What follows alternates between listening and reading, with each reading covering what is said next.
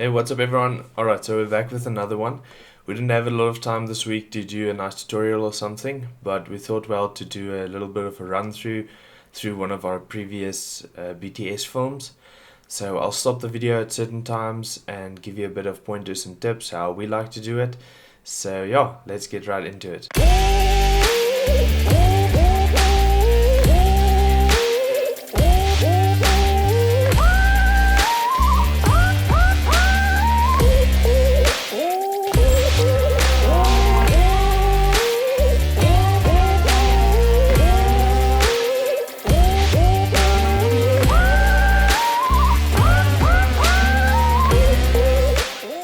Okay, now that I have the video open in front of us, let's have a look at it and I'll stop it where I want to say something.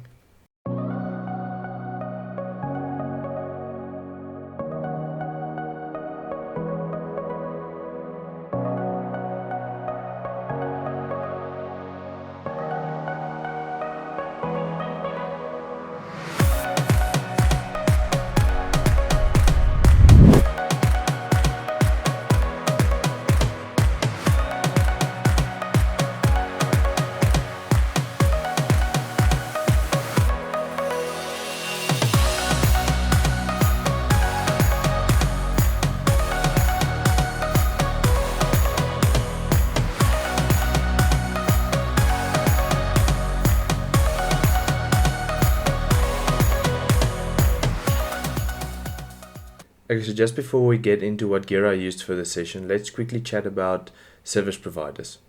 Choosing the right service providers can be quite a task. We were very fortunate enough in this video to work with some of the best in the business. I'll add all the links to their social media down in the description. You can go check them out. They're really cool people and their work are stunning and out of this world.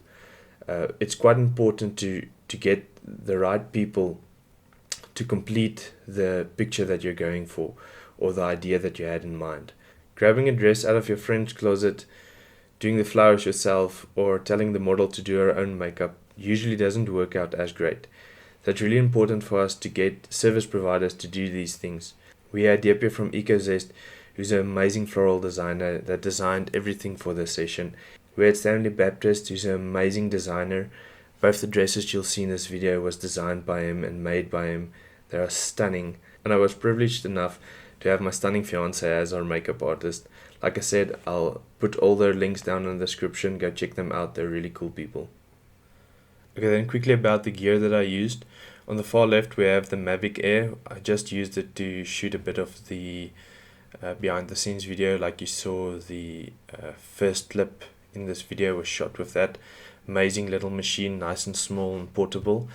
Then the cameras I used, next to the Mavic is the Sony a7 III. That's primarily my video camera. Next to it is another Sony a7 III. That's my primary camera that I use for photos, the one with the battery grip on it. And most of the shots were taken with the 85 1.8. Just below it is the Godox 8200. It's an awesome machine. I used it mostly as my secondary light, as a fill. Above the 8200 is the Godox 8600. That was my primary light. I used it mostly as the key light. Below that one is a Godox V860. It's an awesome flash. It's got a rechargeable battery, a lithium ion battery. It's awesome. Just next to it is the Godox X Pro trigger.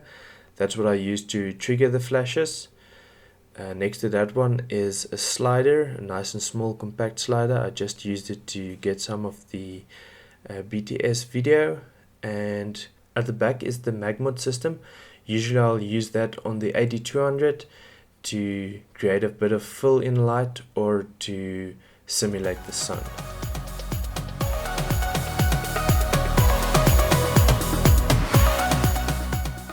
Just something else, Deepje from Ecozest provided us with this stunning location. It's their cottages down in Knysna. It's beautiful there. If you want to break away, chat to them. It's a stunning, awesome, nice and quiet space to just go relax and have a great time. It's really important to remember to communicate with your model. Even if they are professional, experienced models, they can't see the pose from your side, so it's important for you to help them to fine-tune the pose. Another thing, communication builds rapport, and that helps creating better emotion and interaction in the shots. I'll link Candice's profile in the description as well. She's a great model. She really nailed this session and it came out awesome. Okay, so my settings for these first couple of shots was on f1.8, shutter speed of 1/1250 and ISO of 200. I wanted to keep my shutter speed a bit higher to freeze the motion of her dress as she moved it, and also to create a pitch black background. So how I would approach a session like this, for starters I will place the model in the space that we want to shoot her, and I'll turn off both my flashlights and we'll first expose for the background. So you'll dial in the settings in your camera. If you want to have a blurry background, you'll go to a low f-stop, and then you'll play with your ISO and your shutter to get the right exposure on the background. For those first couple of shots, we wanted a pitch black background and only light the model. So I'll first expose until my background is dark, and then I'll turn on my flashlight and control the power on the flash to expose the model. For the second part of the session, at the flower wall, we wanted to expose the background a bit more and get more of the trees in the shot, so we exposed it a bit lighter and the flash power came a bit down.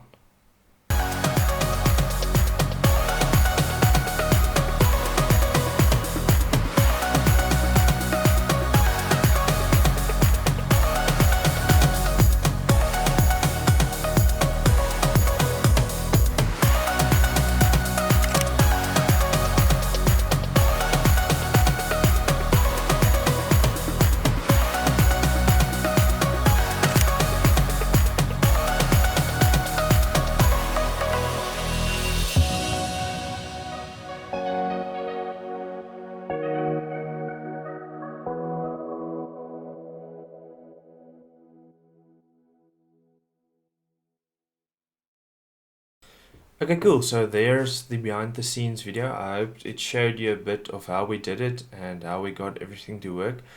Just something else about when you plan a shoot like this, it's really important to have something in the line of this. So what we do when we plan any shoot for that matter is print out what we call a mood board. Just want to see the lighting on it. There we go. Print out a mood board or save it on your phone, or anyway, get a mood board. It's really important to work from something. If you have an idea in your head, you have to have a way to put it out there. We're humans, we forget things. So print it out, save it on your phone, save it on a tablet or anything, and take it with. So these aren't my images. They are saved from the web or Instagram or Facebook or Pinterest or something. A client has sent them to me, so I created a mood board from it with the different color tonalities that we want to go for. This just helps you to, when you do your lighting setup, so you have something to work from. You can see the catch light in the eye, you can see the amount of shadows and highlights in the shot, and it just gives you a nice idea to have something to work from and have a goal to work towards. So I'll always create something like this for a session. It just helps you as a photographer and the model to know what to expect and what to work for. So yeah, there we go. This is how we approach a session like this. I hope this video helped you and you enjoyed it. Please remember to like and subscribe and hit the bell icon that you don't miss out on any future content, and have a great one. Cheers.